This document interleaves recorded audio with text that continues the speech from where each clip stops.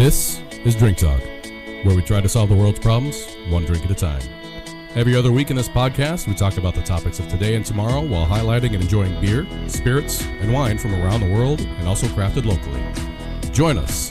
We are your hosts, Brian and Britt. Cheers.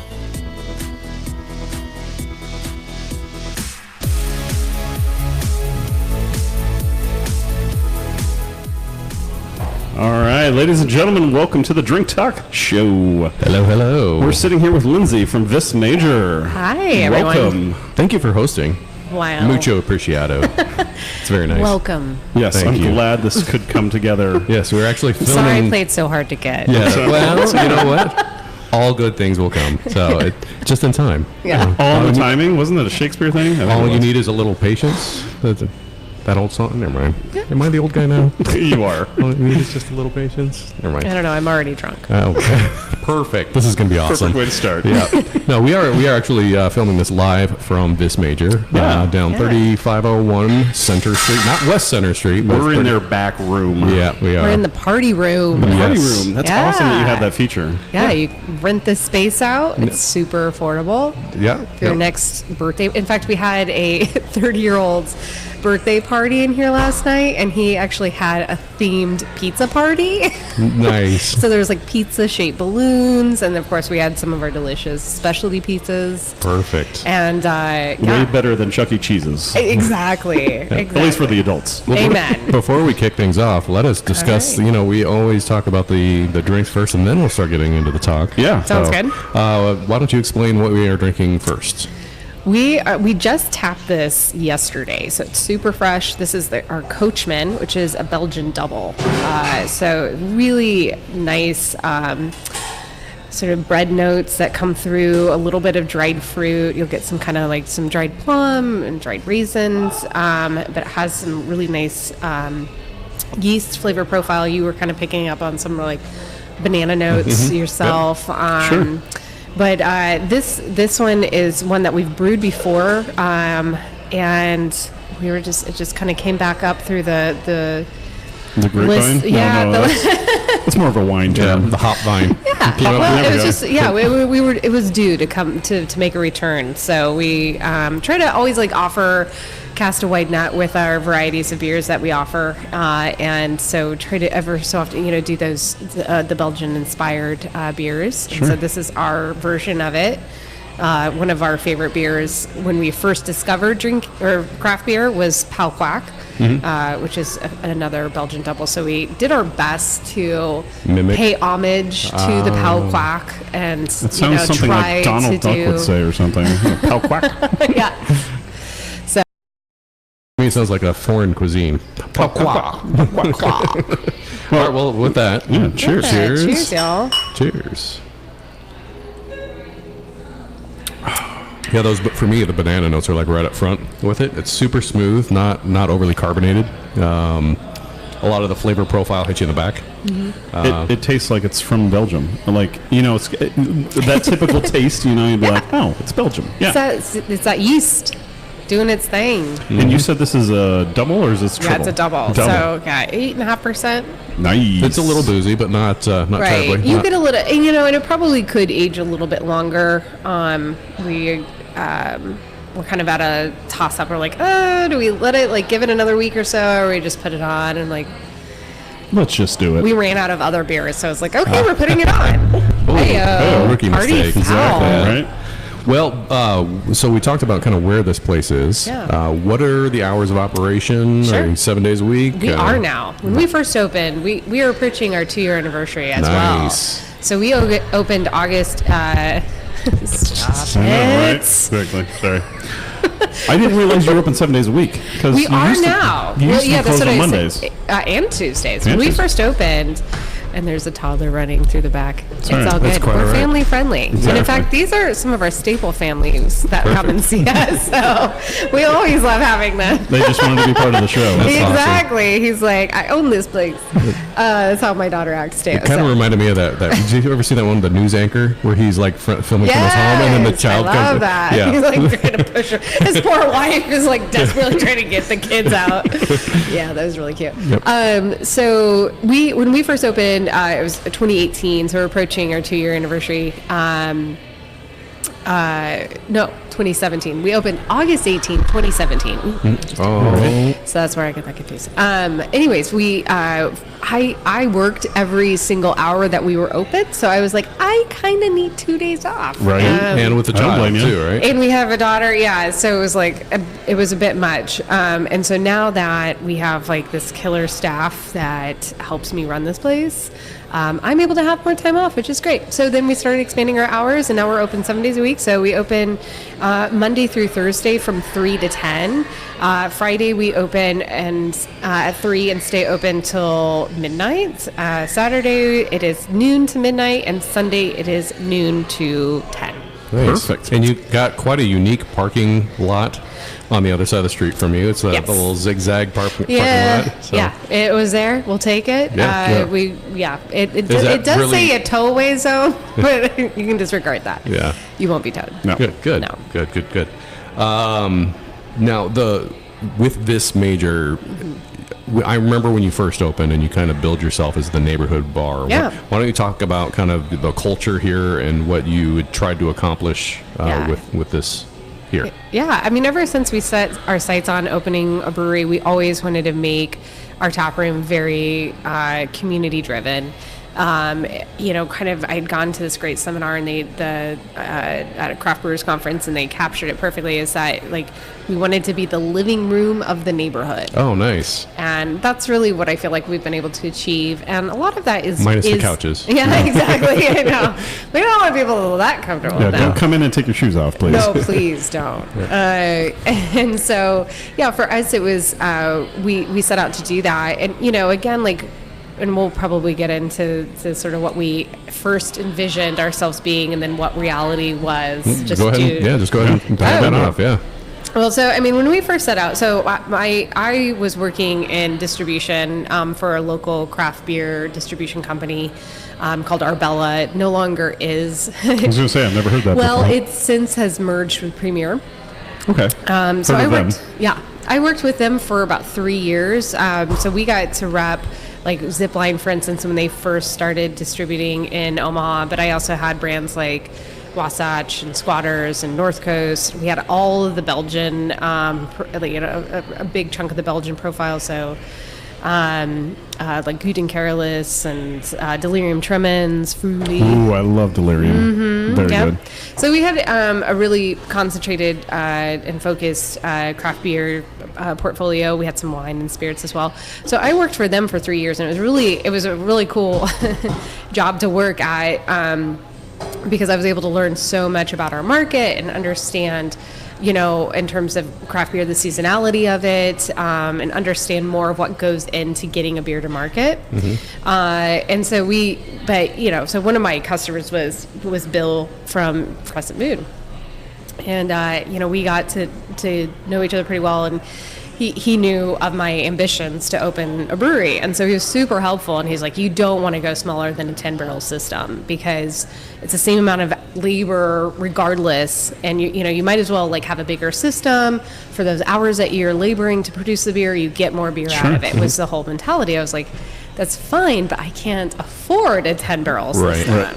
And so when I first wrote out our initial business plan, I wrote it as a 10-barrel system, and it was going to be like $800,000 to $1 million to execute. And I was like, we sat down with one potential and big money investor, and I had like gotten connected to him through someone that just like networked a ton. And they're like, he has money. Why don't you talk to him? He likes beer. He would, well, no, he did. He wasn't really? A beer drinker, and I was That's like, interesting. Investing in a beer. Well, I guess it's profitable. I mean, there's some guys. He's actually a franchise guy. So well, there you go. Yeah, you got a good name. You got a good product. Yeah. I mean, I think probably would have not been the right fit for us, and we immediately recognized that. We walked away from the meeting and we're like, screw this. Not gonna happen. Because I'm like, I'm not gonna work my ass off. For just a small margin in my own company that I have all the, we've created from scratch. I'm like, I get it. We're too poor to like finances on our own, but I'm not going to just give it all. I'm like, I created this, and I am going to make sure that I protect that. Sure. And so we're like, screw it, we're going to be small because, we could always grow is the way I looked at it. So we just kind of scratched the 10-barrel business plan. We rewrote our business plan about 11 different times anyways, but scratched that. And I had met a guy in real estate, in commercial real estate, and I had kept his number. So I called him like, hey, Max, we're going to go small. What do you got for us? And he's like, actually, I just found this place. We just bought this place over in Hanscom Park. Why don't you come take a look at it? And so we walk into this location. Which used to be a small family grocery store. So it was built in 1913, and it was the Clantons grocery store. It was ran by the Clanton family, who raised their 4 boys here in the building. Upstairs there's a full apartment, and then on the main corridor we had was the grocery store. Where we're sitting was the soda fountain, an ice cream parlor, and they had a hardware store in the basement and stuff like that. I mean, it was just it was very two different businesses and an apartment. Yeah.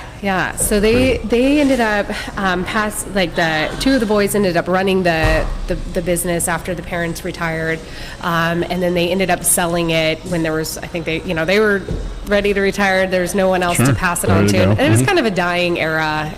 Once Hy-Vee's and Baker's became big mainstream. What they are, it's those family shops kind of went by the wayside. They did, yeah. And so, anyways, they sold the building, and it inevitably was boarded up. The guy that bought it was supposed to do a frame shop or something like that, and he had some health issues, so it ended up getting boarded up, and it was like, I guess, a hoarding nightmare in here. I never saw it as that, but I saw it very dilapidated. Like our stairs to the basement were ripped out, and just like rundown building. It was in really rough shape. And so I have a background in interior design, so I kind of have a little bit of a knack for being able to see past it and see the potential. Sure. This is what we could do with it. Yeah, exactly. And that kind of leads into your sanctuary that you have as you walk in. So I've noticed it reminds me of walking into our old church that we grew up in, because it's got the same sconces. Right. You've got the altar. Yeah. Are the floorboards from the church also? No, those were original? Those are original. And I mean, again, like, to reiterate how we did not have a lot of money to do this brewery, so we had to get crafty. And so all the light fixtures and our back bar is actually made up as. And this is the back bar. No, this is the back of the bar. Of the bar. There we go. Okay. It was a confessional. Oh, okay. I was wondering where the confessional was in here. It's actually the bar. Yeah. Perfect. And if you look at it at the right angle, you can see you can see the sliders.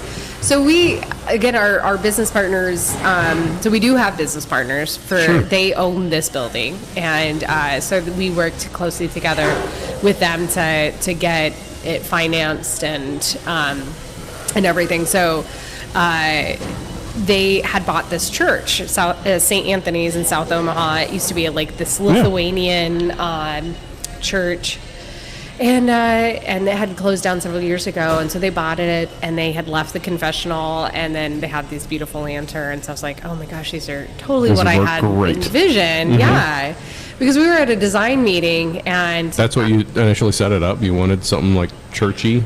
It wasn't necessarily intended to be churchy at all. No. Never heard that word before, churchy. You heard it it's here, too churchy. Yeah. It's not churchy at all. It's perfect. Well, thank you. I mean, it is. I mean, you can't deny the fact that like the lanterns. Most people are like that grew up Catholic, especially walking. They're like, what?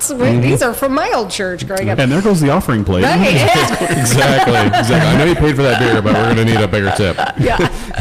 So Mike had one of our business partners. He's like, they left this confessional. What if we were to use that as the back bar? And I'm like, let's go check it out. And then I saw the lanterns. I was like, this is awesome. And then I saw the church piece. I was like, that could be our banquette, instead of paying for something upholstered and new. Like, get the hacksaw. Yeah, basically. Yeah, we did.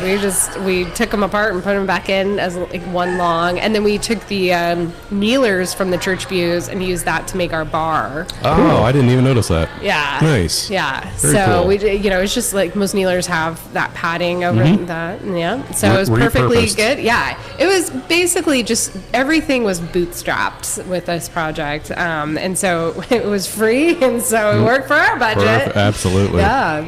So it definitely has that vibe, you know, and it's kind of interesting because before, when we were working on our branding, we had an old logo that I had my cousin's husband was a graphic designer, and so he helped us out. We kind of wanted this like Art Nouveau sort of aesthetic for the logo, and let's talk about that. I mean, sorry, I had to chop it off there at the beginning. Yeah, can you put that back up again, Britt? Is that possible? I can put that back up. It's just an artwork clip for that the people that are watching. Window. So it doesn't have the full logo on there. It doesn't have the full logo, but it actually gives you most of the design that they have there. Yeah. So sorry I had to chop that off, but I do love your guys' cans. How it's like blue and gold, and it's amazing. Matte with metallic. Oh, all right. Let me get that right. Well, let's talk about the logo since we got it up. So, so if you look at it closely, it's kind of hard to see in the picture because some of it's cut off. But you have the goblets, and you also have, it looks like hops and stalks of the wheat. So that's very, very cool. But it's in like a simplistic design.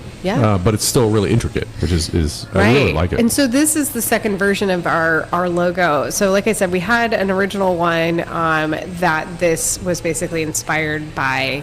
And so we worked with a really great branding company down the street. They didn't have a brewery in their portfolio, so there you go. That does the trick. Exactly. And so they were willing to kind of work with our limited budget. It helped that $0. Well, it was more than zero, but it was definitely like a good deal for us. They were like, it will be a gift to our design team, and they actually won several awards for the design. That's cool. Yeah. So you know, it worked out. And so this, it has kind of almost a stained glass aesthetic. Yes, I'd agree. Yeah. Which would go with the church theme. Right, exactly. Yeah. So when we met with them, I said, you know, so our original slogan for the brewery was "Drink religiously." Oh, nice. And we, you know, kind of, you know, because Vis Major is Latin, is Vis Major is more or less how you'd say it in Latin, and it translates to act of God.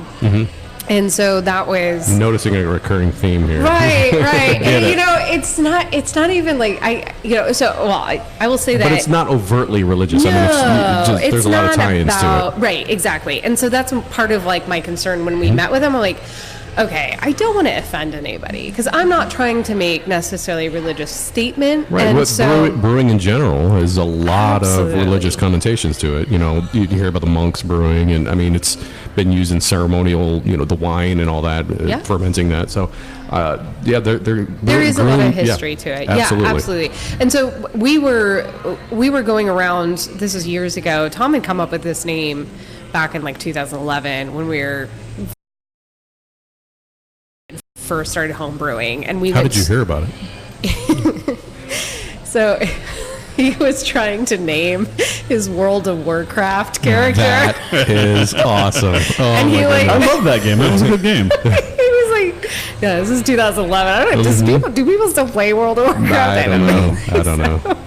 So he was like plugging in, you know, a translator. It was like something to the effect of like powerful God, and like came across Vis Major. The major of Vis. And he was like, that's a badass name, and that'd be really cool name for a brewery. And so he kept bringing it up. I was like, what does it mean? He's like, act of God. And I was like, no. I'm like, it sounds pompous. Like you're saying your beers are an act of God. Well, you would have to speak Latin or listen to this program to understand that's what it means, actually.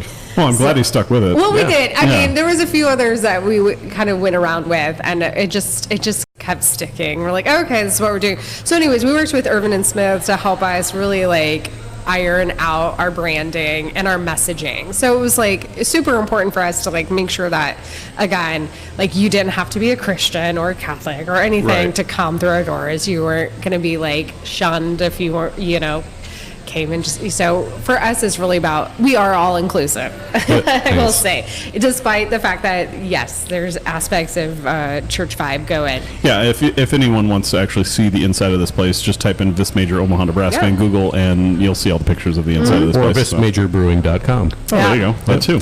And keeping in theme with the religious nature, what offerings do you have? Very well done. In terms of beyond what beers do we have on tap right now? Yeah. No, I have the list, so I can go through if you want me to go through, and we can talk individually about those if you want. It's your call. Why don't we start with your favorite that you have on tap right now? Yeah, we're not going to sample it necessarily, the three of us. I mean, we could always, but the Local Lux is one that I've been downing a lot. I had asked Tom to make a brew IPA for me. I've actually been getting into IPAs. And it's low calorie. It's 98 calories for 12 ounces. Wow, yeah. that's really good. But it still is loaded. For a craft beer, that's really good. I know. Like, and for summer, does he have like a magic wand down there? I mean, that's so amazing. you were trying to like do an all-day IPA kind of, like Founders does. Well, that's not a brute though. Like a brute. It's not a brute. Yeah. So a brewed IPA is kind of a newer trend. I'm sure for like the beer enthusiasts out there are familiar with it. It's becoming more and more popular.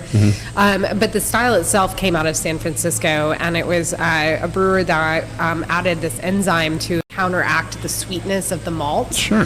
And ended up saying like, oh, this is kind of cool. Let me apply it to other beers. And so kind of like a dry mouthfeel. It is. So brute means dry, and it's like a dry wine.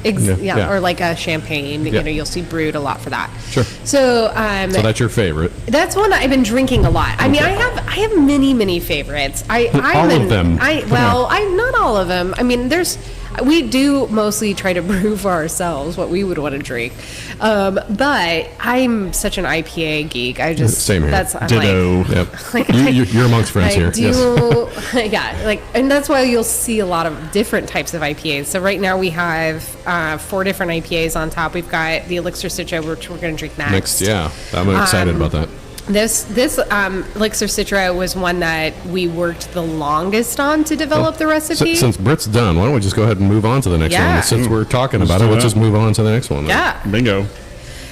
So this is a single hop IPA. It has great clarity, so it's brewed in a very traditional IPA sense, so you can actually see through it. Yeah. And I know that a lot of people don't know what that means anymore because the haze craze is taken over. I love the haze, though. I'm not knocking the haze. I'm just saying, I like a good, clean IPA. Yes.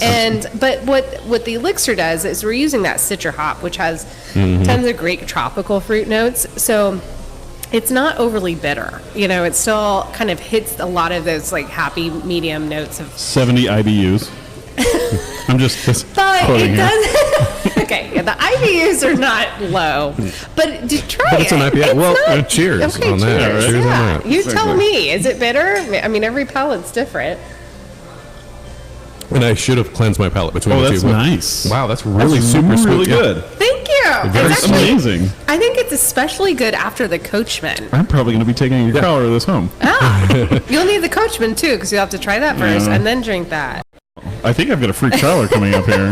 I do buy a lot of crowlers from you guys. There you go. This is again super smooth, not overly carbonated. You get the citra notes right off the bat. I mean, that's like the whole mouthfeel is like the citra notes on there. It's really good. The I feel like flavors. when we discovered the Citra hop, like Tom and I personally, it was like our whole world opened up. It's just like this place. Divine. Yes, it's so good. Yeah. So anyways, I mean, a lot of your New Englands are using Citra hops in addition to, your Galaxies, your Idaho 7s. Sure.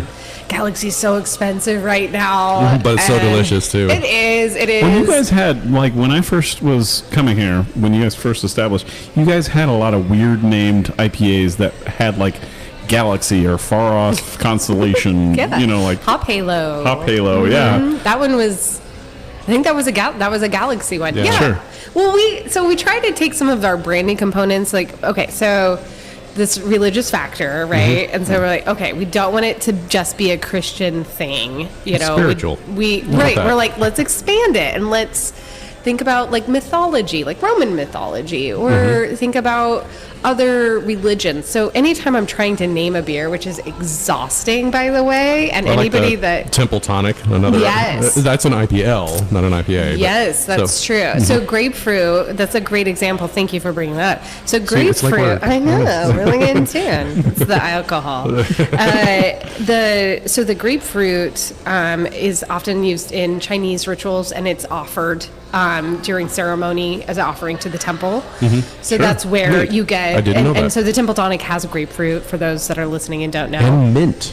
and mint. Interesting. Yes. Yeah. So we do, the way we do our recipe development. I'm learning.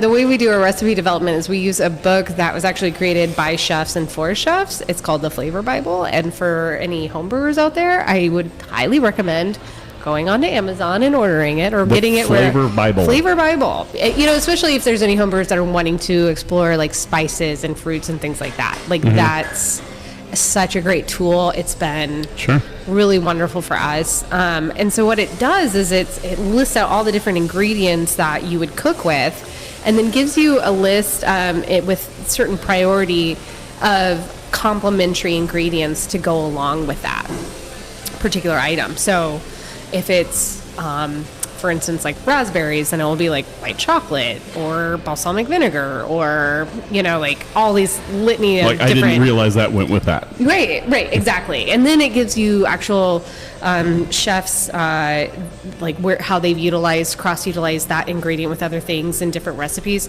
So this is how we came across our recipe for the 22 Bones, which the name of it, so 22 Bones is a dark coconut wheat, and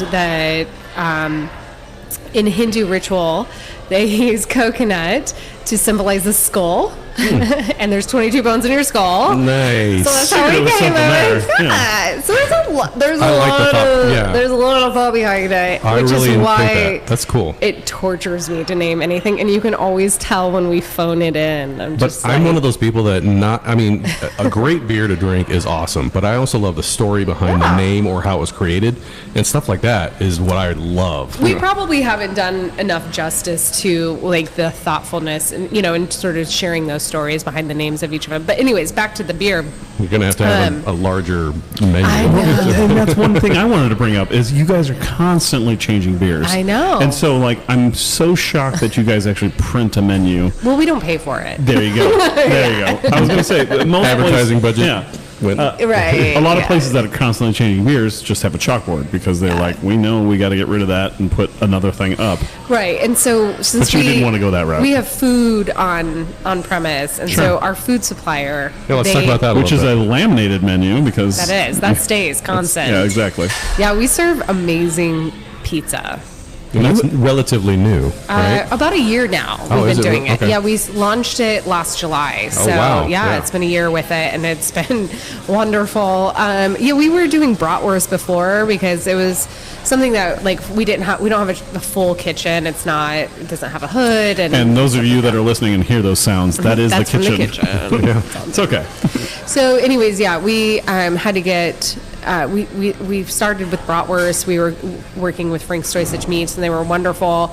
And we actually got a really great write-up in the Mall World Herald by the food critic, which kind of blew my mind. That's funny. Yeah, you're like, what about the beer? Did you talk about the beer? Well, the food's awesome, but what about the beer? She actually still likes Nebraska Brewing Company and Zipline a little bit better than ours, but okay. There'd be a bias. I like them too.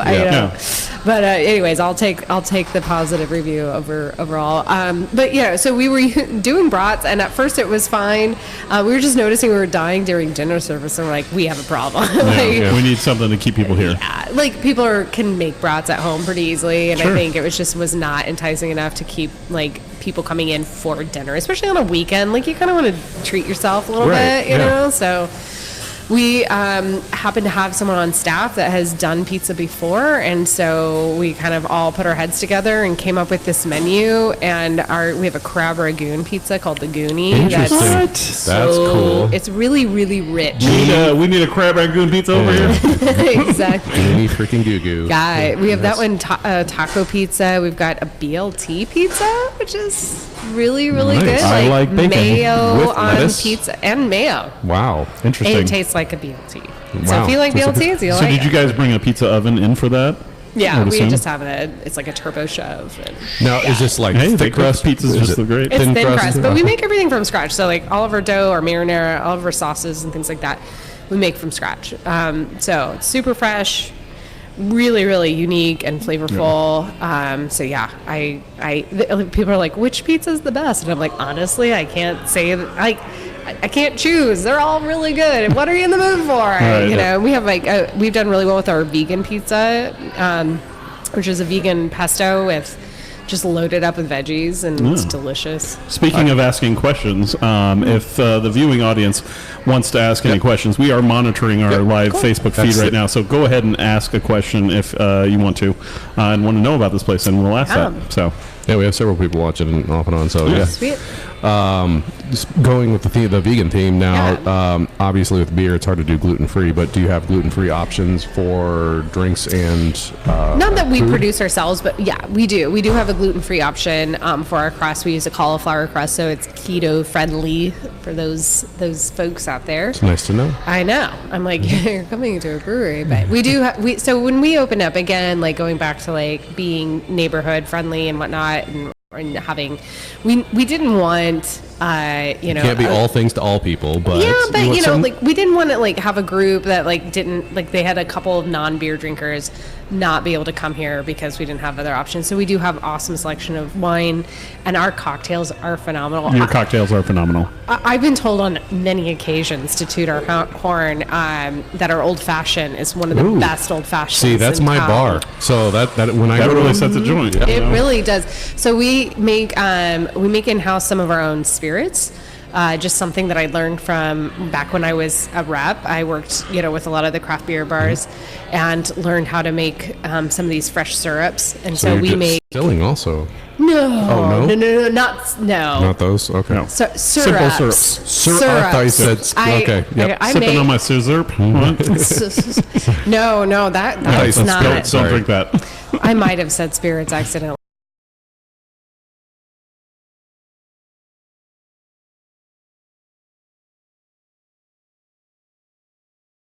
Barb, and then a pineapple ginger that we make here in house, and we use those for radlers for anybody that would want a radler. Oh yeah. And then it's a great summer beer. Yeah, absolutely. And we make them kind of like they traditionally were first created. We do them post production, so we're just blending syrups with soda water and blending it then with our lighter beers. But anyway, so we use our for our old fashioned, and it just lights the flavor Might profile. have to try that. I know, because I love old fashioned. Yeah, I'm a big fan of old fashions as well. I am too. That's when I go to a bar that I don't know the level. I always order an old fashioned just to see what they give me, and that's Actually, my bar. I always ask. I'm like, do you muddle the sugar or do you have a syrup? I don't like the muddled sugar. So it depends on how they do that, but like my quick side tangent, and we had mentioned Elixir before, and he's been on our program before.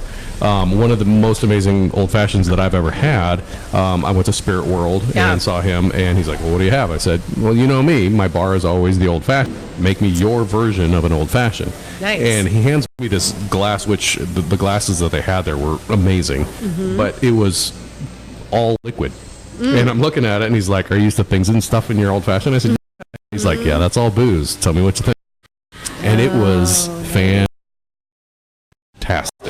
Very cool. You don't have all the stuff getting in your teeth. You don't have, it's just, it was all liquid. It was super amazing. That sounds amazing. Yes. But I'm interested to try yours. Yeah, I know. Hopefully I live up to the I've always enjoyed it, but I've had folks, they're like, yours is better than Night Owl's, and I'm like, ooh. See, we should have an old fashioned off. There we go. They do that for Negroni. It's like during Negroni week, they'll have a contest. You could do a special one for Christmas that I go to a lot, and for they do their version of a Moscow Mule, but it's a Santa Mule, and they put a peppermint stick in it, and it has some mint flavorings in there, and it's actually quite delicious. It's like a dessert mule. Oh, that sounds fantastic. Yeah. We do so one fun thing, speaking of Christmas, that we're going to do again this year, it's not necessarily Christmas exclusive, but we did it during the holidays between Thanksgiving and Christmas. So I had this wild idea years ago. I was visiting Minneapolis, and we were at Indeed Brewing, which, if anybody's going to Minneapolis, I recommend that place. Nice. It's awesome. One of my favorite words. Indeed. Yeah. They have I really like their barrel aging program. They do a lot of like wine barrels instead of like your whiskey and things like that. Sure. So we felt very kindred spirits with them, because they were brewing beer in a similar way that we like to brew ourselves. But anyway, so they had this sweet potato, a yam beer for their Very instead interesting. of a pumpkin beer. Was it overly sweet? No, it was. I mean, it was really well balanced. That's good. But it gave me the idea. I'm like, wouldn't it be cool to do like a series of beers for Thanksgiving that are like dinner beer. side dishes? I remember those, and they were so good. Yes, yeah. And so we came up. We did a stuffing beer. Yeah, Nice. That was great. I actually got 2 crowlers of that. It was amazing. Awesome. We did stuffing. We did. I think we had that on the program. Yeah. We may have had it on the program. Yeah, absolutely. I think we had it on the program. Sweet. We've actually had your beer on our program before. It's not. More than Prior to you've this. been on the program. Sorry. That's all right. No big deal. You guys make great beer. Thank you. We have a message from the audience here. He said he had them all last season. They were sweet. totally worth it. He said. Sweet. Absolutely, they were totally They're worth going to it. come back. Yeah. They're going to come back. So then we did a cranberry and apple cinnamon sour. Ooh, interesting. And then the Cinnamon, last. you would think it'd be sweet, but it was sour, huh? Well, again, it goes back to the flavor Bible, and the cranberry and the apple and the cinnamon, they all meld, really well together. And That's because why I we've love tried, Thanksgiving. Yeah, well, we tried like different types of cranberry beers before, and cranberry's super tricky because it's just tart. Oh, And yeah, it's like for sure. kind of one note. There's not a lot going on with it. And so it was like, It can okay. be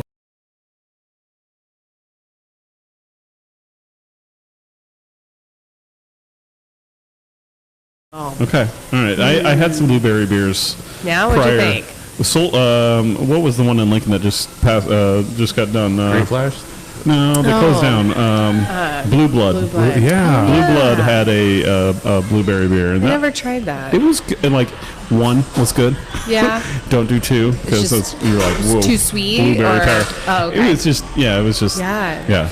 You could, if you bought a 4-pack, don't drink all 4. Okay. Don't do Pace that. yourself. Exactly. One a day. One a day, exactly. Yeah. But it was interesting to try different new things, and that's what I love about your guys' place here Yes. is you guys have interesting new beers All the that I time. love to try. Yeah. And that's again why I'm like, why are you making a paper menu? You guys are always constantly changing, and that's because you have a 10-barrel system or you're You have a 4-barrel. You have a 4-barrel system, Yeah. so you're constantly. I mean, we're going through our kegs really fast, right? Sure, Or, I mean, absolutely. relatively Well, I think fast. on your website you actually build it as a nano brewery. You're not a micro brewery or a nano brewery, even Pretty smaller. much, yeah. I mean, so we have Colorado Brew Systems is our system, and so when we were trying to again like bootstrap this project, we were looking at all corners of the earth trying to find a cost-effective brew system that worked for our budget and worked for our space, because our brew system is all in the basement here, and so the ceiling height's a little bit limited. We'd love to check that out, and we'd love to post some pictures later. Yeah, That's we okay. can do that. We can do that. Sweet. And so our system is non-traditional, whereas like most commercial breweries, you have sort of a 3 to 4, compartment or component system. Ours are two barrel vessels. And then our mash tun actually is raised up and slid back and then lowered back down into the external vessel. Wow. And it has a mesh bottom. Okay. So it's basically a commercial brew in the bag for the home brewers out there that have used that process. So anyways, we found that, and it's a pain in the ass. Tom, my husband and our head brewer, he hates it most days. And it's really tricky because we've had a lot of people that are like, oh, let me come and help out. Well, it's so finicky, and he's kind of Space is kind of limited down there. So space you is don't want- limited. Well, yeah, I mean, it could always. We've had a couple extra hands in there, but it's just so finicky. It's like it's too much of a headache to try to like teach someone how to do this. I'm just going to do it myself. So it's all manual. It's an electric system, and so when we were first trying to brew like crazy and get ourselves stocked up to open. We had a heating element. Our heating elements had gone bad. Oh no. And basically, No bueno. yeah. So one of the heating elements had gone bad, and mean the other heating elements were heating up that much hotter, which then scorched the beers. Scorched the beer, and so it ended So up. how many trial and error beers did you go Well, through? Let us know. This is the trials and tribulations of many this to count. major. Yeah, too many to count, right? we had 9. That you just beer. had to throw away. Wow. Man. Start over. And you Yes. carry what? And so 12 on? Yeah. So okay, we 12. we opened with 8 beers. That's fine. Yeah. Okay. But we because we just were like. This is not we gonna work. were like, Tom, we could not figure out what the hell was going on. Mm-hmm. And so, I mean, and part of the problem too, Tom was working his other full-time job. Before this, he was an aircraft mechanic and as a dad and, trying to do this. And it was a lot of pressure, and You're trying to get something started. yeah, and I mean, there was one like come to Jesus talk that we had where Jesus, is that you? where I said to him, I was like, okay, if we need to walk away from this, we can find a way. It won't be easy, it won't be pretty, but if it's too much, and it was just, I think he kind of like just needed that to be, Yeah. And I mean, because we were both like just so worn out at that point. And so we just like We're all stopped. glad that you stuck with it. Thank you. Me too. I know, right? Omaha's better for it.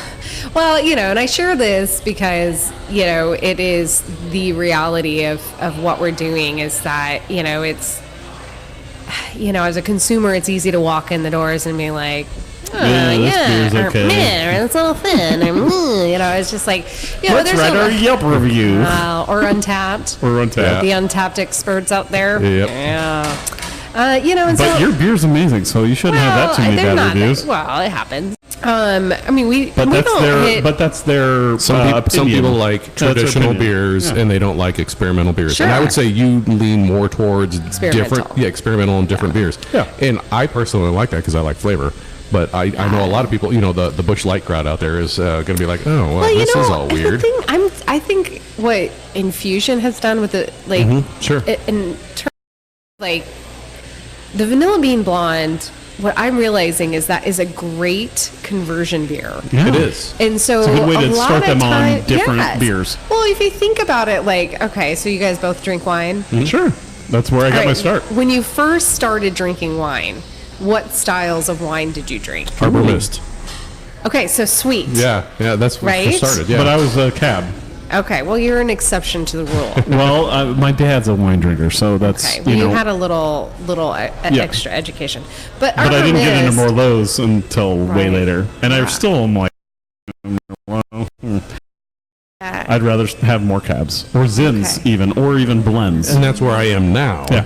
But yeah, originally when I first started, Sweet, yeah. Yeah. So I started with like Rieslings and Gewürztraminers. Yeah, and like, dessert wines and- yeah, yeah. really, really sweet. In fact, I remember Mad one Dog t- 2020. I actually like sent a wine back one time because I had ordered a Riesling, but it was not a traditional like sweet Austrian Riesling. It was like more dry, or more acidic. And I was like, "What is this? This is not what this is not the don't wanna lovely drink this." nectar. Like, send it back." Oh, yeah, that waitress hated me, and I didn't even know how big of a douche I was being. Just like, anyways. So okay. my point is okay. that I think wine's a good comparison.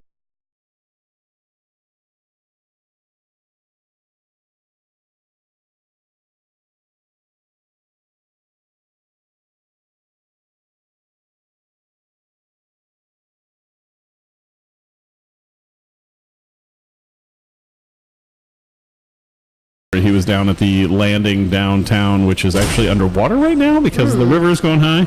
And he was down at the landing at some kind of wine event. Yeah. And he was waiting to get his ticket and badge or whatever. And this lady comes up and she goes, "You got anything that tastes like Kool-Aid?" And of course my dad's laughing.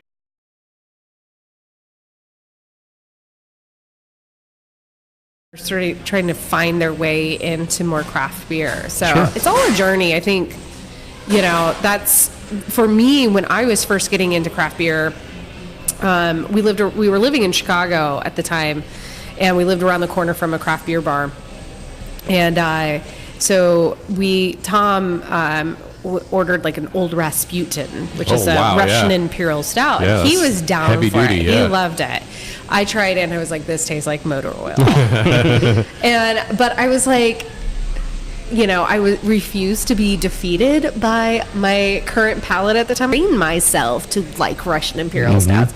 So I started with like a dry stout, an Irish stout, an oatmeal stout. And I slowly like built my palate up to where like now I can enjoy a Russian Imperial stout, and I think that's a serious that's one. what I want to see, more craft beer enthusiasts really doing, like it is super fun to try like the newest, greatest thing, but sometimes you do need to go back to the basics and try like to grow an appreciation. Like the double, for instance, that we first had, it may not be for everyone because of its sort of complex nature or the boozier aspect. But if you started with like a drier, easier going saison, it'd be a good sort of entry point to get people more on par with that current style. Sure. Yeah. Nice. Do we want to bring out the?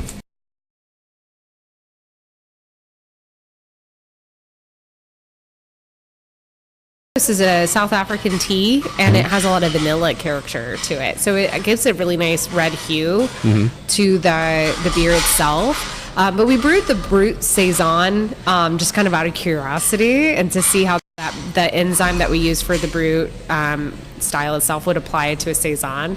And what we realized is it just kind of sucked the soul out of it. And what I mean by that, it stole that body that I think is really quintessential for a classic saison. And so by itself, it just kind of lost its luster. Yeah. And so we're like, okay, well, we don't want to dump this down. It's still a perfectly good beer, good foundation. What can we do to make this make it worth going on tap? Right. And so we just ordered a bunch of different stuff, and the rooibos tea was one of them. Mellowed it out. And so we just added that too, and it just adds a really nice layer of complexity to it. We've had a lot of people really enjoy it. Which I don't know of many beers that have tea in them. That's well, really cool. I've always been afraid to use tea, especially black tea, because for me, my training. Well, every time IPA, you brew it, it's a different kind of tea. It depends on the water you use, the amount of tea that you put in. You're going to a different. I'm just saying. I was saying though, like with hops, you can, if you ever get an IPA that's a little old. The hops start tasting like black tea. Sure. And so that's why I've always been afraid to use tea, because it's like, well, that association. Well, I mean, thankfully our beers are always so fresh that, unless you're taking a crowler home and keeping it in your fridge for 4 months, you're not going to run into that with any of our IPAs. But oh yeah, speaking of taking something home, we do have cups for you guys. It's a parting gift. Lovely. Yeah, sorry about that. One for you, one for Tom. Exactly. Thanks. That's awesome. We're always needing more glasses. Thank you, Sam. Exactly. I'm sure you only have one or two at home, right? Yeah, right. Actually, we don't have a proper glass set up. Well, there you go. Now you got some proper cccanned glasses. I love it. Thank you so much, Sam. Could I please have one?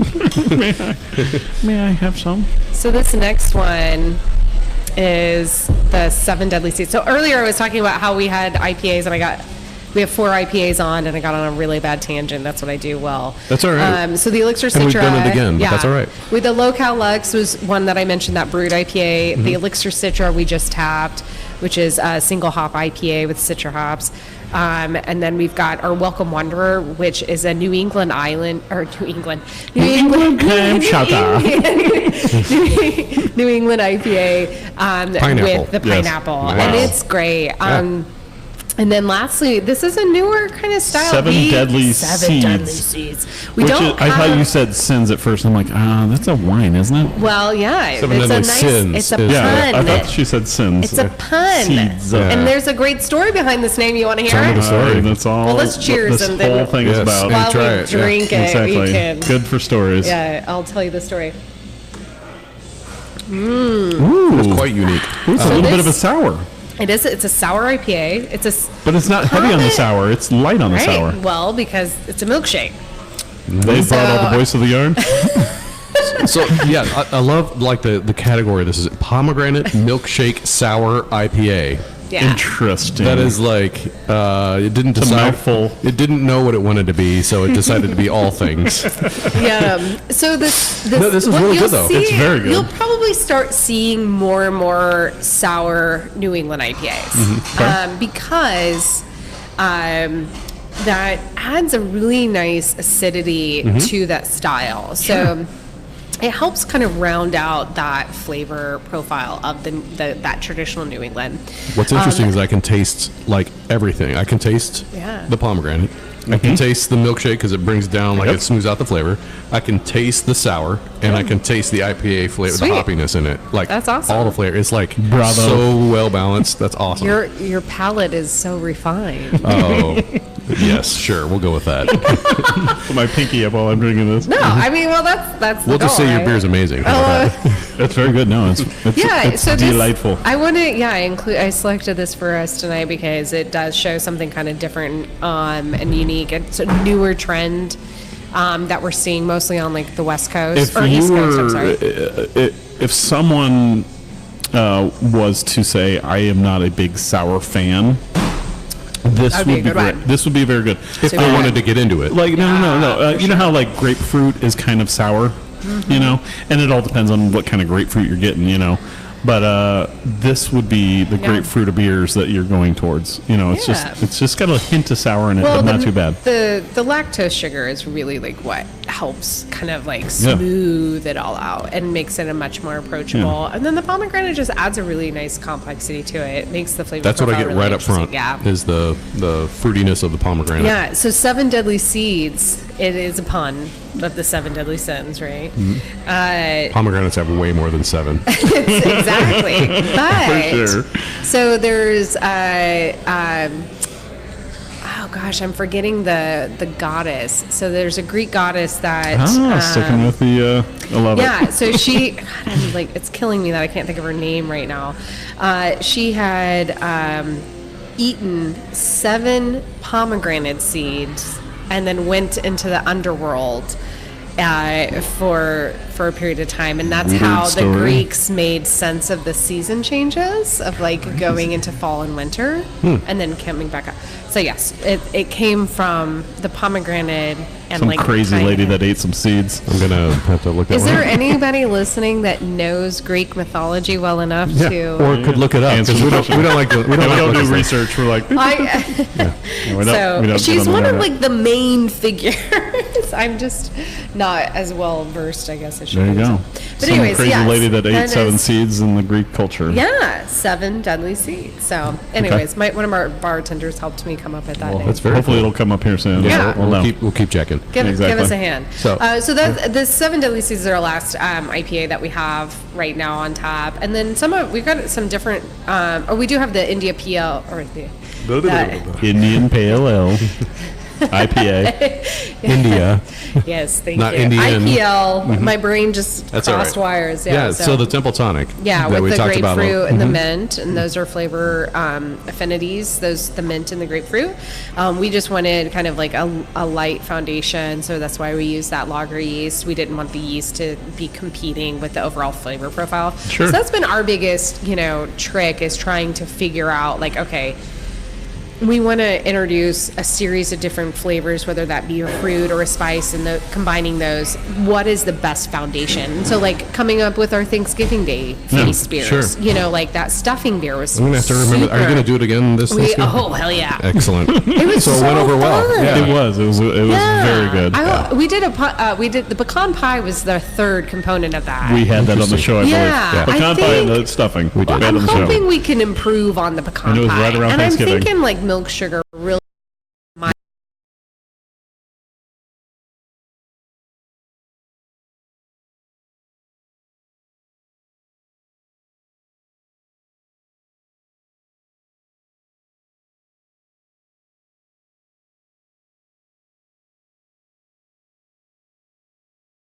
Less.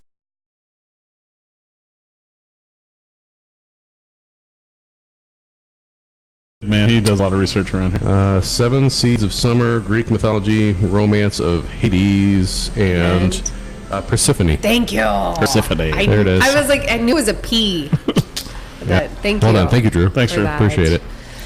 Yes. So how do you guys come up with these beers? Like, they're so radical. test kitchen. What is your? Does he wear a white lab? coat? Does he do this a lot? Excellent. Yeah, so Tom and I kind of have a ritual. We get together every, we're married, so we're always together. Pinky in the brain. But, What do we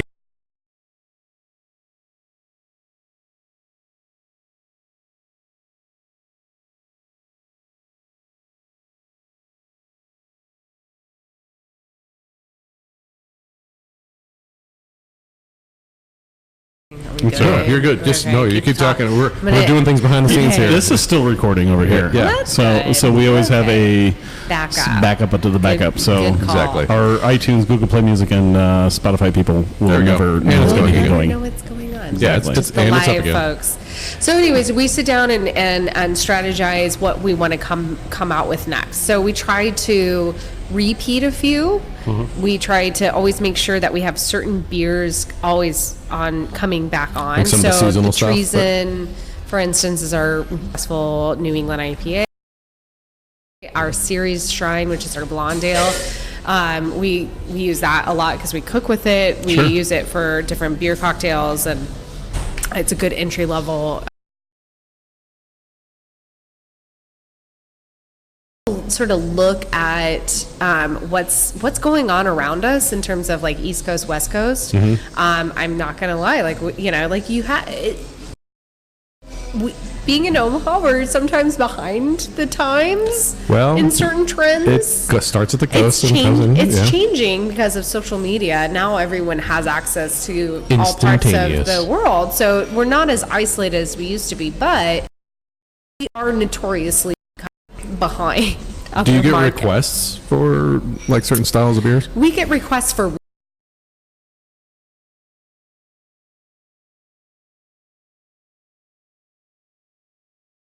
and I've lost track, but last time I looked, we were around 80 different unique recipes. So That's crazy cool. That's awesome. And for us, being small, like we do try to, we will rebrew something, and if we feel like it needs improvement, then we will tweak it to make it better without necessarily like rebranding it.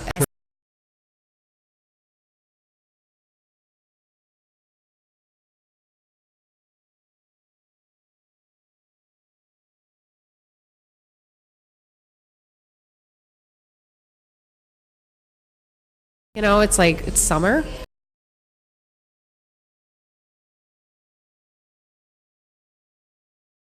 It's outside. I'll take a Russian Imperial Stout. So as we all know, Schwarzbier is not a stout, but it is a dark lager. It's so black lager. Brought that back in time for summer. It's really good. I had it last night at home, and it hit the spot. Nice. It's great for food too. Is that your darkest beer that you make? I know you currently have one. We just blew the Odd and Odd, which is an oatmeal stout. And that one, that one lingered on tap. Whereas like most of our beers turn and burn. It was like, people were like, you have to have, I had one person come in one time, and we almost always have a stout. We didn't at that moment. Like and that one day. And he was like, you don't have a stout? He's like, I heard you guys are good. I'm like, yeah, this is what we have. You don't have a stout? No. Not right now. And he left. I'm like, really, dude? Like, wow. Yeah, come on. Explore a little. I'm a big IPA guy, but if they don't have IPAs in tap, there's something I'll There's find. only been one very brief moment that we didn't have at least one IPA. Well, and you being a fan, I kind of was panic having heart palpitations, like, oh my God, like, are people still going to come? What are we going to do? How do you not have an IPA on? Oh, Which was great. When we went to Denver recently, well, it was a couple years ago, but we went to several breweries that didn't have IPAs. And I'm like, I know you're Denver, but you're not that special. What the hell? Get an IPA on, man. Right, yeah, exactly. You kind of talked about, so one of the questions I had was, do you have any beers in development? but really, Yes. you always have We beers. do, but I have a really exciting one. So talk about Sorry it. about all the No, kitchen That's all right. background. It's all right. He's Brian, you know what? I The gotta hour say, of the dishes. he must not Okay. have any frustrations at home because he gets them all out here, right? So he's like, It's just loud. It's That's all all right. hand washed. It's quite all right. Okay, so Tom is really jazzed about this. This is all Tom. I take no credit. And we can talk about this. This is not like top secret. Yeah, later, you know. no, it's being aged right now. Oh. And so what Tom is really excited about right now is this high gravity beer cocktail is like kind of the gist of it. So it's his goal is to make beers that taste like classic cocktails. That is a really interesting. I know. Wow. So we have an old fashioned, AJ. That is amazing. Yeah, we got and it's gonna have like the fruity notes and the kind of the that's boozier the notes goal, to it. right? So That's we've super got cool. one aging right now. We got I've never heard of that. That's so I know. awesome. So we got a couple of Elijah Craig barrels from Mercury, which is if you guys are craft cocktail enthusiast, you have to go to Mercury. It's downtown. It's amazing. What's the name of it? Sorry. Mercury. Mercury. Sorry, I was They're kicking Brian off of so- my network, and now I'm the only one in your network, so we should be a little better live That's streaming good. now. Sorry. So it's all right. Here we go. It's okay. It's Midtown Omaha. It's Our me internet being a sucks, you technician know? behind the scenes, and the camera's been on you Boom. ever since. Yes, thank you again to those on the live feed that keep rejoining. Hey, We're having a yeah. little bit of a problem, but Yep. thank you very much. But I I have just no kicked you idea off, who's so- listening okay. to us, so I'm like, if there's anybody We there. got 5 or 6 people watching Sweet. right now. Well, So. and that's I can only see people that are like actually like friends of me, so there might be way more than that. Sweet, Yeah. cool. So yeah, Mercury's amazing. I highly recommend that place for cocktails. Where's it at? It's like 16th and Oh, Harney. And Drew just posted the link to their website. So Oh my gosh, There we Drew. go. Thanks, Drew. Drew's on it, man. You're awesome. It is, I know. Drew's a good guy. I don't know if you know who that is, but I'm maybe. I'll show you a picture later. Yeah, He's a good guy. We'll He's talk drank later, here. Yep.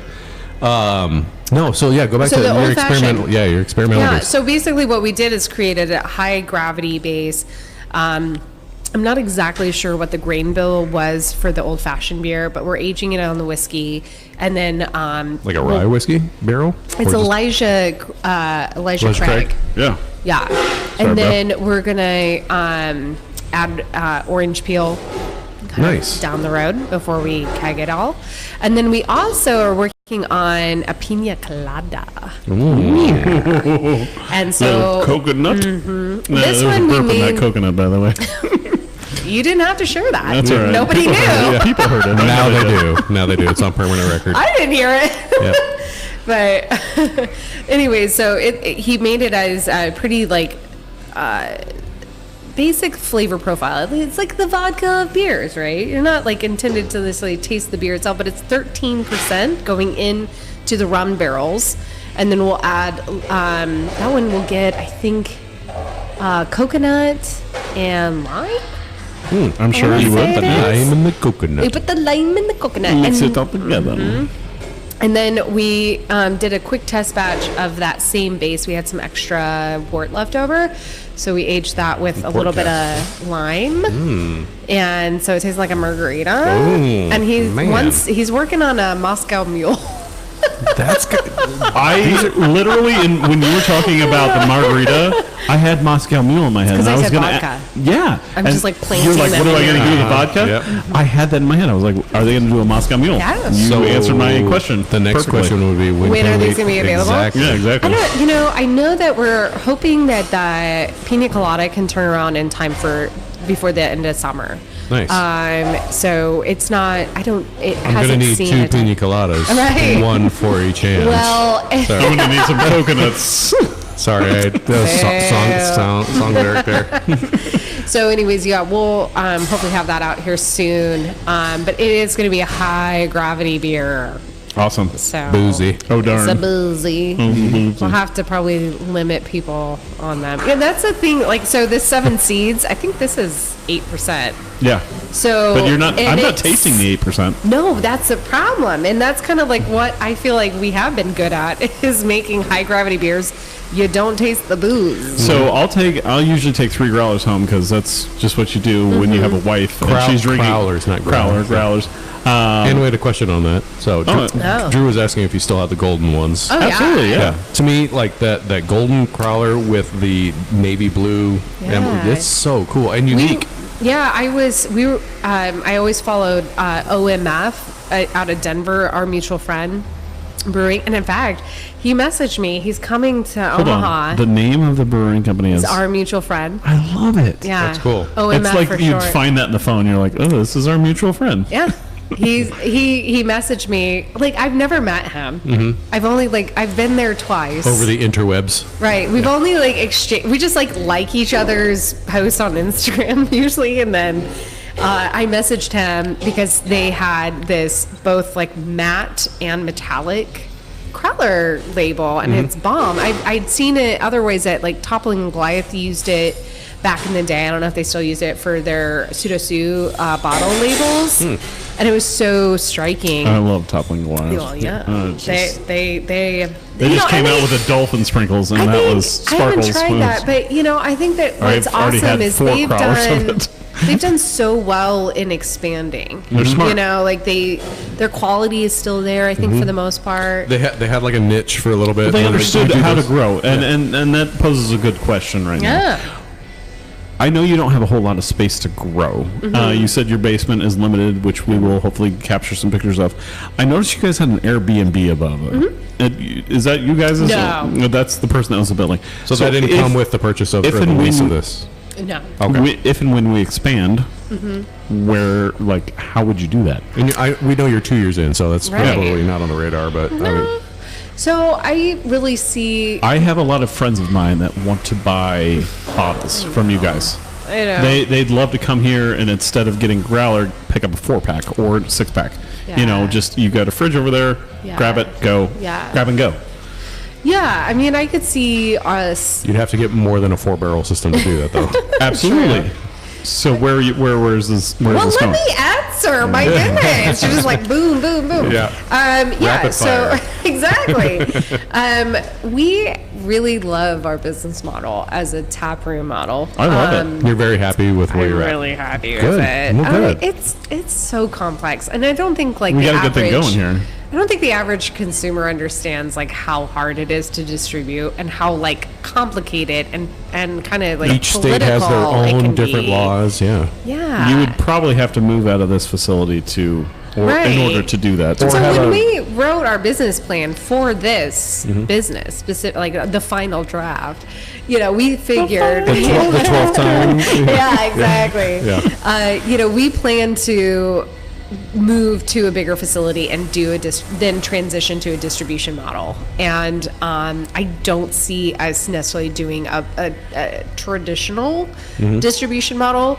Really what we'd like to do next is open up another tap room, probably out like in Western Omaha, Hey. probably. We kind of get We're forgotten going to out go there. west and load up the wagons. Probably and- like Gretna or so, it's just an untapped market, I think, Yes. out there. There's not a lot of other restaurants Agree. and stuff like that. You would not so- have a lot of competition. I No. keep talking about that because I live out west and we have Right. businesses out there too. So There's not a whole lot of breweries out there. no, you got But La Vista Laszlo's. doesn't count as that. That's But that's south. like That's south. south. Yeah. Yeah, that's not Okay. south. That's I don't not. know how y'all Western Omahans Yeah. think about. Well, you just said it. It's west, not south. Okay.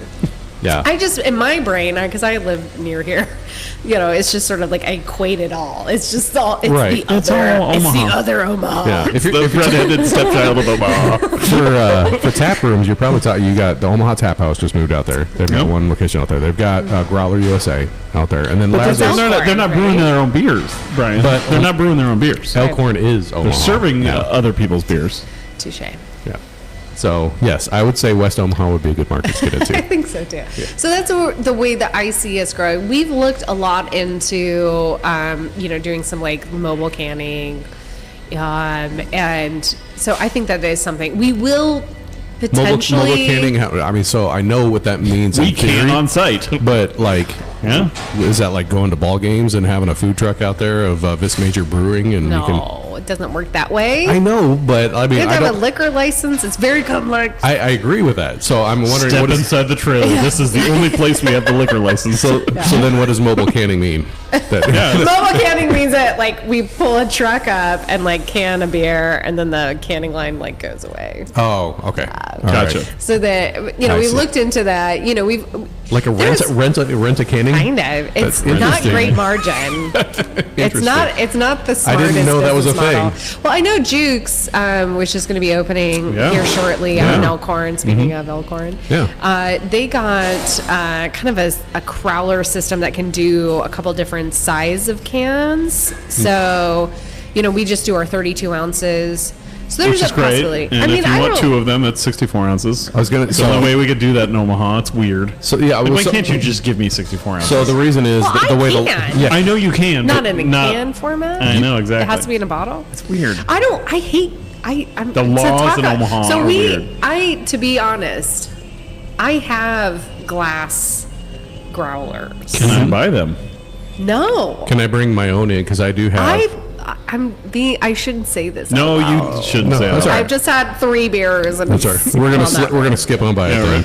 right. 22 no. bones. What? Yeah, exactly. So when we were opening, I talked to a lot of different people. I was like, okay, the crowlers seem to be a great option. Absolutely.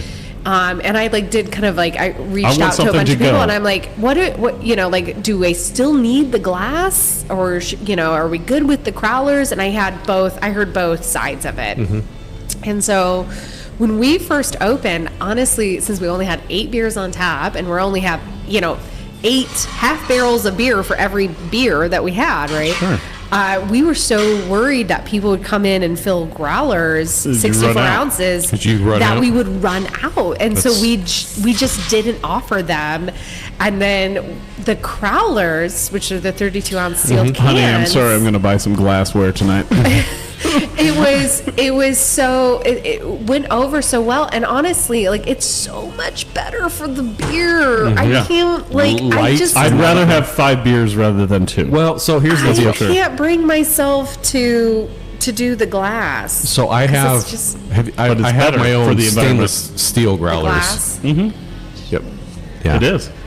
You're not helping my argument. You can do I'm stainless not. steel. Not growlers. as good for the beer. You can do stainless steel growlers. True. I am very concerned about yes. So I've thought of, so we did order some stainless steel 64 ounce growlers, which Tom and I use for ourselves. Yes, I I'm have going to those. shake that home. They're awesome. They're double walled. And so, yes, we thought about getting 32 ounce of the stainless steel is better. Yeah. I have Absolutely. a big, huge 64 ounce Yeah.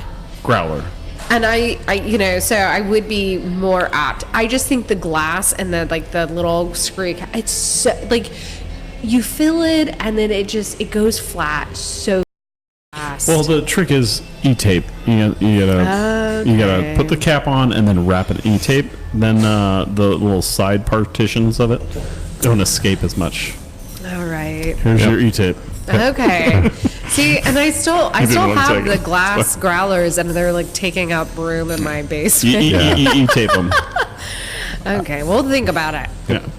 Keeps the gases in. Stay with the stainless. I like the stainless steel I idea. do. Yeah. Oh, it looks great. The gold and But the it's blue. not even about aesthetics. That's a it does crowler, look. Britt. That's a crowler. Sorry. It does look cool. It does. Looks And really so cool. when we were working with Irvin and Smith on all of our design, we asked them to design the label for us. And so I back to the story of OMF, I reached out to them who are you using? Because I can't find anybody locally that's doing both this metallic and the matte. And he gave me this supplier in Denver there.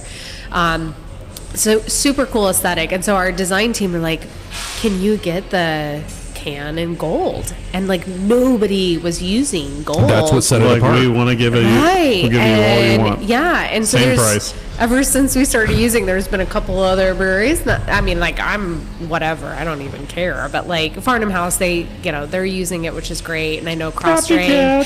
Well, it wasn't as it does work for their does. branding. It does work for you their know, and branding, for you sure. got to do you. Yeah. Nobody would be upset But if you I was came out using. with it first. I didn't do it. That combined with your logo is amazing. It's been around for years. Yeah. It is. It is kind of its own work of art. It is. It really is. Yeah. I wanted to get into specials. What kind of specials do you offer during the week? Or Well, one special that I like to talk about is if you buy 10 of your growlers, you get a free Crowlers. one. Crowlers. So do you have- Crowlers. do you have a punch card or do you have a VIP card? It's do you have It's all digital. email. Yeah, it's all email It's all based. through our POS system. So, I mean, the only Piece of- challenge. No, not that one. It is piece of Square? square. yeah, You there we got go. opinions? Yeah, there we go. You got strong opinions about my Your POS? point of sale. Oh. There we go. That's it. That's it. Yeah, point of sale. Okay. All right. Just Yeah. clarifying. Hey, it does the trick. It's cheap. Yeah. It does. All right. It works most But of it the time. keeps track of your. It does. Me So buying yeah, I mean, it does. crowlers. Crowlers. Yeah, we don't do. It's a digital punch card, more or less. So if you pay in cash, you have to let us know your name so we can track you. But otherwise, it should track you on your card. Okay. On your debit or credit card. So yeah, we do have a program. Buy 10 of those, regular priced. Yep, get one free. So you don't get a discount, or you don't track it on the happy hour. which- Exactly. Yeah. If you come in at happy hour, it's a different Yeah, price. sorry. I get that. That's fine. So happy you're hours- getting it cheaper already. as Yeah, going we into do happy hour. two on Monday through Friday from 3 to 6. It's $2 off crowlers Yeah. to go. You can't drink them in the tap room. It's not like you can buy it and then just. That doesn't happen often. I was going to say thankfully. they're trying to it's bypass happened. that. I am sure Oh that my it has God. happened Yeah. before, though. Well, I mean, like Rules are to be broken. honestly, like if people wouldn't order the crowler and drink it on premise, I would probably lower my crowler prices. But I do. I have those people that will just like crack it. I'm like, no. No. It's because it's weird, but it's actually a violation of our license, our liquor license somehow. Like, I don't make the rules. I just follow you them. can't serve a 32-ounce drink. Basically. Yeah. And so, anyways, so we were having people that, like, okay, it says to go on the menu. It was like, not that people You know what always would read solve it, that? but A piece of tape. oh, there you go. Just put a piece of tape You and over your it. tape. I know. You an investor in 3M. Yeah, exactly. Well, Actually, we have relatives. I do. Brian doesn't. Me and my wife. I don't. Yeah. Oh, no shit. So yeah, All right, back shoot. to happy hour. Darn it. $2 off growlers, $1 off Full drafts. pours. Full pours. Yes. Yes. So we say then full pours Tuesdays- because we do have different glass sizes based off of the beer, based off of the alcohol content. It's what differentiates the glass size. So they're not necessarily all 16 ounces. And then we do all day happy hour on Tuesdays. That's awesome. Yeah. Get people in on Tuesdays. And then on Mondays we do trivia from it starts at 7, and you can have as many team members as you want, up to 6, and then I guess you like lose points if you have more than 6 people, because that's just too many smart heads put into one team. I guess beyond 6. And it's Trivia fun. Mafia Trivia Mondays. Mafia, yeah. It's Trivia Mafia is the company. Greg is our host. He's fantastic. Usually Greg's are awesome. Yeah. Greg's are all Greg's. I know. Yeah? Greg's are great. It's really hard trivia. Like usually I only know like maybe 2-3 questions. Like if that. So it's super fun though. We have a great following for our trivia, but there's always room for more. What night is this? On Mondays at Perfect. 7 to 9. Oh, you know what a great night to go. What are we doing on a Monday? When you Like, have it's just kind of a today random also thing. Sunday Fun Day. Yeah, so Sunday Fun Day because we're really proud of our wine list. We wanted to kind of give an incentive for people to try more of our wine. Yeah. And so it is, if you buy a pizza, you get a bottle of wine half off. That's all day. pretty cool. Yeah. Nice. Do you offer tours? We do on Wednesdays. And can we get one after this? Yeah, we probably will.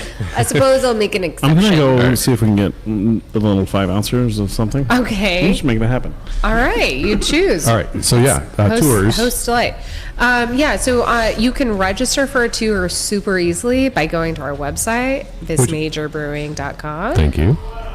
And if you go to our There's a couple click-through options, but there is a link for tours specifically. You can just jot your name in and the time and the day that you're wanting. And is there a cost for that? There isn't. That's super awesome. And you have 2 days that you do them, right? We do on Wednesdays at 6 or on Saturdays at 2 or 4, but you do have to register for them. You can't just walk in and say, "Hey, can we get a tour?" Basically, unless you know us and we're cool. Yeah.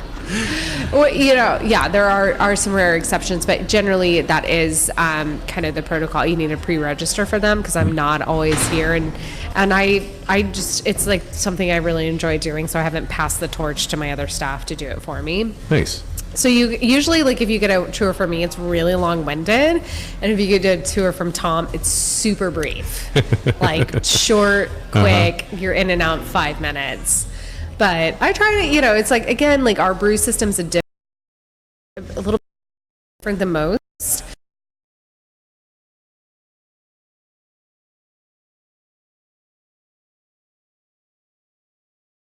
Ours is not necessarily sexy, but it's different. Probably works with.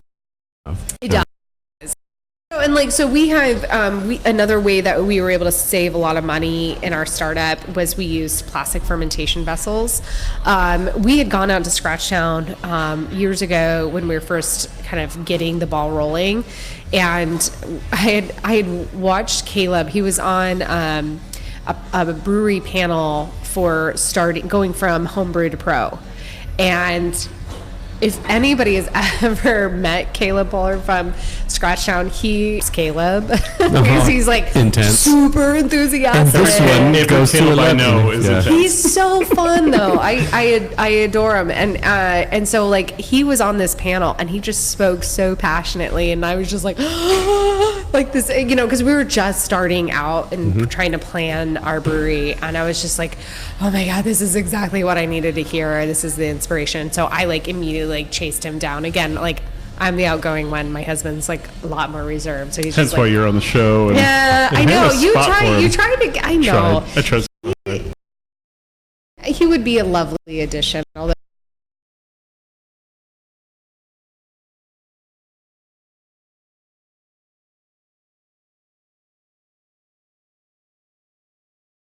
what did you get for us? Thanks, Sam. Oh, well, I told her to make some awesome beers choices here. The Temple Tonic. Nice. We had talked about it, so this is good. Exactly. Well done. See? Yeah, I left it up to her. I was kind of like, bring us something we haven't had. We just need 5 ounces, and that's it. And going back, the Temple Tonic was the grapefruit and mint IPL, which I was super interested in trying. Yeah. So well, here you go. Awesome. Nailed it. I am very interested. So cheers. Clinky before you drinky. You guys don't do the table tap? So I never did that. Does anybody know the tradition of that? Like where that came from? Tell me I have a about lot of friends I don't that know, do I'm that. asking. No, so I have a lot of friends that do that. And I Drew, think, are you there? Yeah. Can you tell us? Yeah, I'm sure he's still watching. But yeah, so a lot of my friends and bartenders do that. So I think it's a bartender thing. Okay. I never grew up doing it, so for me it's like, oh crap, yeah, you guys are doing that. All right. So. I oversaw a couple. Oh one of them gosh. had wine. Oh man, your palate's really warmed up too. This is that is nice. So this is a lot different than what we've. So this is like completely opposite of everything that we just had. Dry and bright is what I would say. Very dry for sure. Yeah, but it's bright. Yeah, nice wording, Brian. Very nice wording. Dry and bright. It's like crisp. What is the description that I wrote? Oh. So I always try to You write the descriptions, I do. I don't get the. I didn't talk about I don't get the mint other than the dryness. I just said tart grapefruit mint finish. I don't get the mint much, but the last time we brewed it, you got the mint a little bit more. So we subdued it a little. Yeah.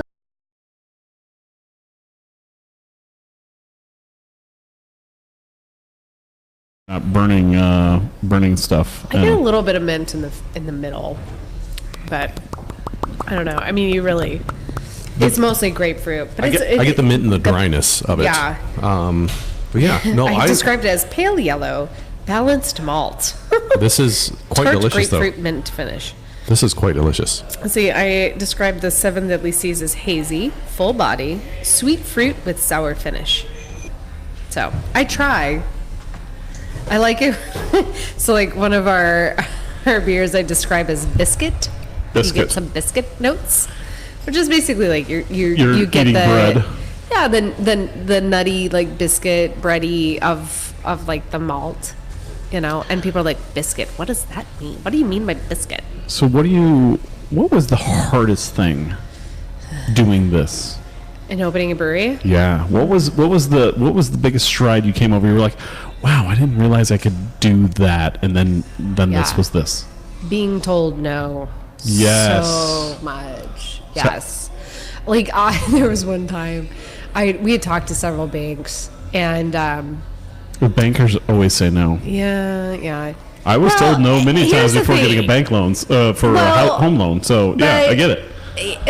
So we had gone through getting a loan for a car, and we'd gone through getting a loan for our home. So you got some equity. You got some, Very little. I've but paid yeah. some stuff off. Well, so I'd gotten approved for something before, right? Exactly. We had good credit scores, and we Sure. had some money. We had a little money in the bank, but we didn't have a lot. And so I was so taken aback to the process of getting a commercial loan. Sure. So with like a you business have to loan, have a detailed plan.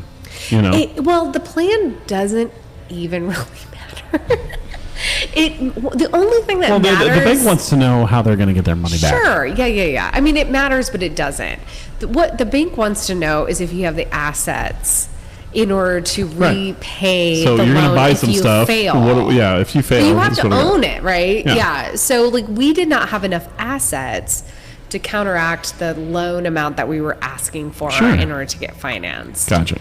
And so that's what really took us. And so I was like, well, we're doing an SBA loan. Well, an SBA loan, it guarantees up to 75% to the bank, not to me as the Individual, being financed. Yeah. So that was a really big wake up call.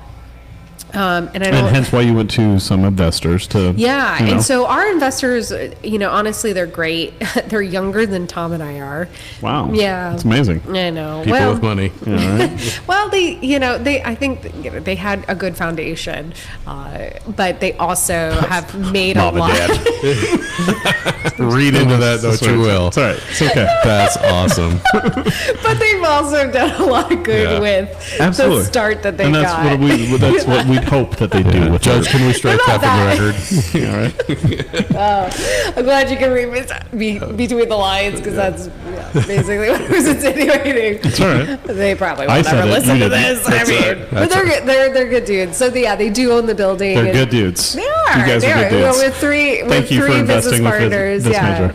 And they one of our business partners is also heavily involved in the redevelopment of Blackstone District. And that's great. Nice. And Yeah. you guys are pretty close to that. Yeah, we are. Yeah. We are still an island. You're on the fringes. though. You're on the fringes. But where we're located does allow us to have a gigantic, regardless of how it is to circulate through. Right. But we have a huge parking lot, which is great. I can't imagine. But not and you having build that yourself parking. as a neighborhood bar Yeah, anyway. and we to walk do. to. So I'm able to, kind of see through my reports every month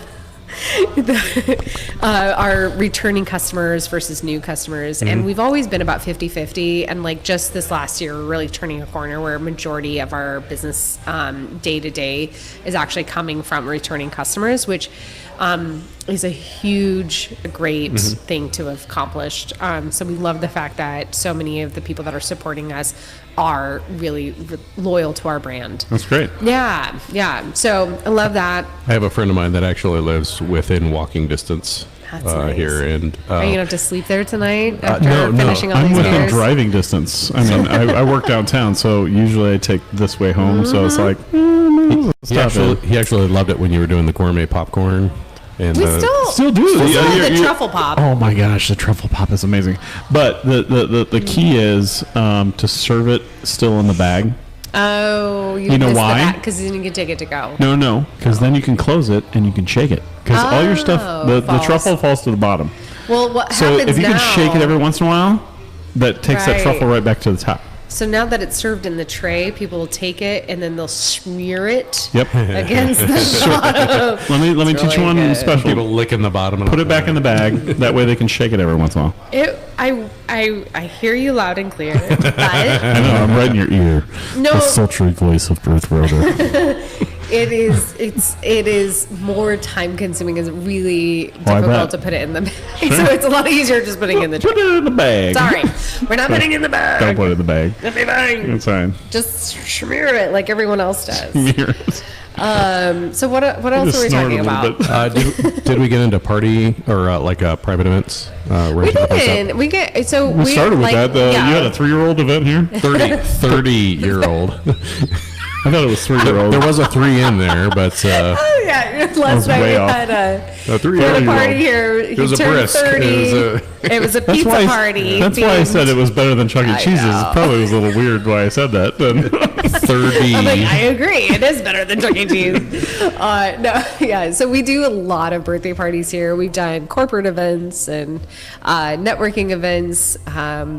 it's nice that you got this special Yeah, place. it's not huge. It fits like comfortably. Like I kind of we fit. 25, 30? Yeah, 25 is really where it like Yeah. 25, 30 is where it really Remove caps all out. tables. We have had incidences where we've had an overflow into the other, main tap room. That happens. But yeah, we've got extra 6 taps in here. Have you had somebody That's great that you- rent out the whole place before? We have, yeah. We've done a wedding rehearsal dinner and then a wedding reception. Yes, that rented the whole space, and it's super cool. Did they cater in, or did you actually cook for the whole? Yeah, we made all the food for it. So we Nice. did like a pizza buffet for the rehearsal dinner, and then the reception, that was kind of before we were doing pizzas, and we did really delicious like pulled pork sandwich, and then we did a vegan option because they had some vegan guests. We did a jackfruit barbecue sandwich and stuff like that.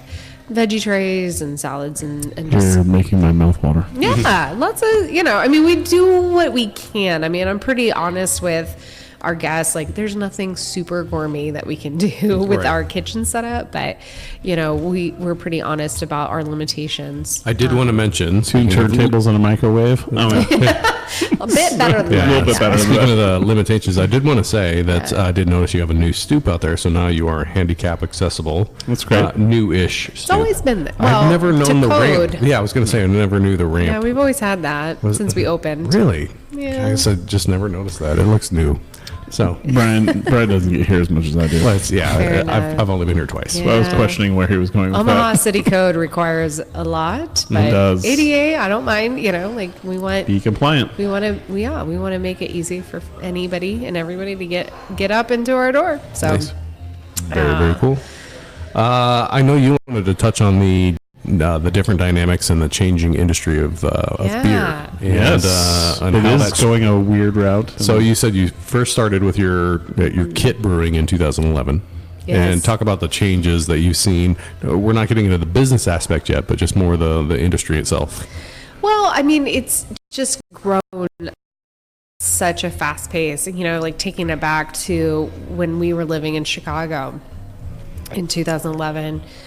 We moved up there in 2008 and moved back here to Omaha in 2012. We're from Nebraska, my husband and I. But I had a job opportunity that took me out there right before the recession really tanked us. Which And, was 2011.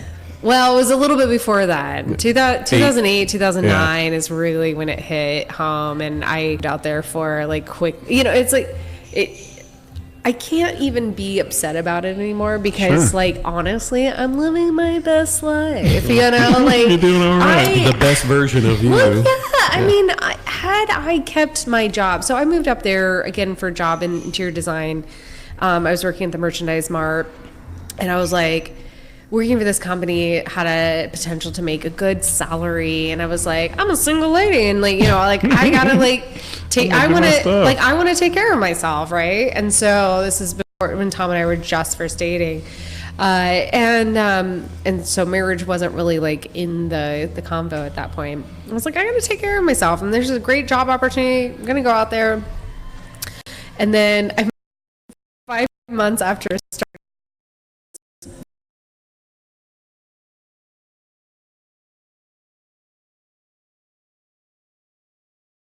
I was just it was a huge blow to my ego because, again, we're probably all about the same age, I assume. Roughly. Yeah. I'm guessing. Over 35. We'll say that. Yeah. Over 35. I think I'm 36. Perfect. 37. Yeah. You and I are the same This age. year I'll be turning 37.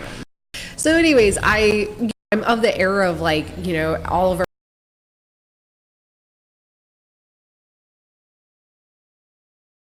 it didn't work out that way for our generation. Like the economy tanked and then like shoot, I caught myself. Well done. What do we do? Darn it. Gosh darn Shucky darns.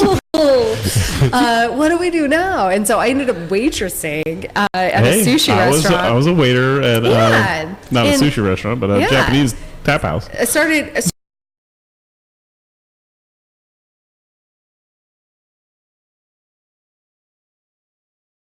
aircraft mechanic, and I love here he's this like blue collar dude. He went into the Marines and then he got his certification, his like associate's degree. That's awesome. Good for him. Yeah, and so he's like this mechanic and he's had far better of a career than I ever had with my college degree. So with his mechanics, he's really honed in on the beer thing. I mean, like if you can control an engine and make it the diagnostics of a plane or whatnot, you can really hone in your experience of. That's how he picked me up. What? Like our first. So I hired him. Plane in? Is that what you said? No. So this is. Pick you up in a helicopter? No, his pickup line. For me. All right. So I hired him as my. I knew where she was going, Brady. Personal. as I hired him as my personal trainer here in Omaha when I was working my first job out of college, and he was going to school to become an aircraft mechanic. Yeah. And so like our training sessions just kept going longer and longer, and then.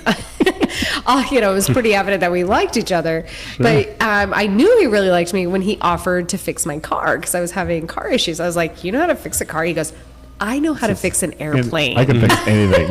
Right. If I can fix an airplane, I can fix your car. I'm like, oh, okay. And I've learned that is so very true. He can fix like anything. Nice. Great. So anything he's willing to Which probably lends itself to some of the stuff you have to do downstairs. Yeah, and he built our whole cleaning system.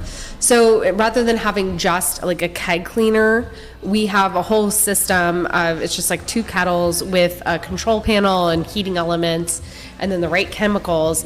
He built that to heat up, and then we can attach it with pumps and such to clean our fermentation vessels and our kegs. It's got it all figured out. All of our lines, our wort chiller and everything. Nice. So super handy dude. But what were we talking about? Okay, we're just talking about how things didn't work out. I mean, I ended up discovering this passion for craft beer while we were living in Chicago. And like back then, I could count on 2 hands how many breweries there were in Chicago in 2000. No, not even then. Not even then. No, not then. Love it. Like shortly thereafter. Yeah. Like literally the year after we moved away, there was like 30 brewery licenses that were issued in Chicago. Like it just becomes saturated overnight. Yeah, it did. But it was there was Revolution, there was Half Acre, there was Two Brothers, which wasn't even technically in Chicago. Then you had Goose Island, of course. Mm-hmm. There was it had the bird on it. What was that called? Put a bird on it.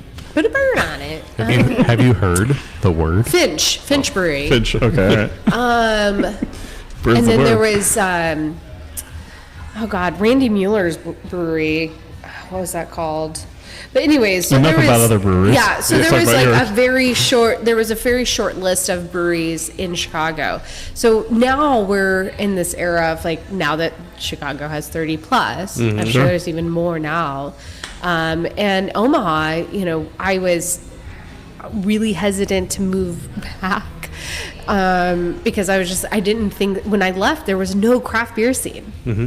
Like Jake's. It's blown up in the last 10 years. Oh, yeah. When I lived here, it wasn't even the full Jake's. It was like the You're talking about the cigar bar in Benson? Yeah. Jake's? That's where I went to drink craft beer. I mean, Dario's had been there all along, but they didn't, I don't even know that there was no local beer scene. No, I mean, Nebraska Brewing Company, they started it, Lucky Bucket, those were the first foundations. Tried and trues. Right. And so when I had a girlfriend that came visit me in Chicago and was telling me about the way that things were starting to like take off. I was really impressed and excited. And then I took her to my favorite craft beer bar in Chicago, which is Bangers and Lace, which is in Wicker Park. Is it still there? Bangers and Lace? Bangers and Bangers. Lace. I'm actually heading back there in October, so is that... Yeah. I loved it. I mean, granted, I haven't been back in a while. Place to check out. It was super cool. It's right off of the Division Blue Line stop. Okay, perfect. Yeah. And Take the L there. Exactly. It's easy to get to. I mean, the whole Wicker Park is an awesome neighborhood, but so is Logan Square now, and that's where you'll find like Ravenswood. I want to say maybe Lagunitas is near there. I'm not totally sure. So anyways, I took my girlfriend to Bangers and Lace, and we're sitting at the bar. It starts to fill up, and 2 seats are left. These 2 guys sit down next to us, and just being Midwesterns, we're like, hey, how's it going? Yeah. I remember I was drinking Founders Rubaeus because it was summertime and it was delicious. It was blowing my mind. And so I was sharing with them, like, what was good on tap. Mm-hmm. And then they were like, oh, where are you from? We're from Omaha. And it's like, anytime you run into somebody that's from where you're from, you're like, oh my God, that's where we're from. That's great. And it was Ryan Penke, who was the founder of Arbella, the distribution company. Awesome. Wow. Yes. And so small world. It was a very serendipitous moment.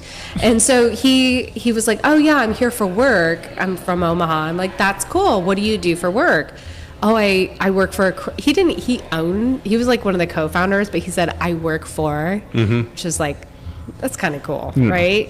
So he's like, I work for a craft beer distribution company. I was like, oh my God, that's exactly like, at that point, I had been like journaling and reading motivational books, trying to figure out what the hell I was going to do with my life. Cause I was sort of in a dead end in Chicago in terms of work. And I'd been doing the serving thing for a while, and I like tried some other sales based jobs. You're ready to move on. Yeah. I said, Tom, I need just a month to figure out what I really want to do in my life. Sure. Can I have a month where I'm not like pressured by you, or to like figure out what I want to do? And so my I wife's really about to take that month. That's cool. Yeah, in 2 months she's going to take It's that scary. month. It is scary, but we had some money put away, and we like didn't really have a lot of debt.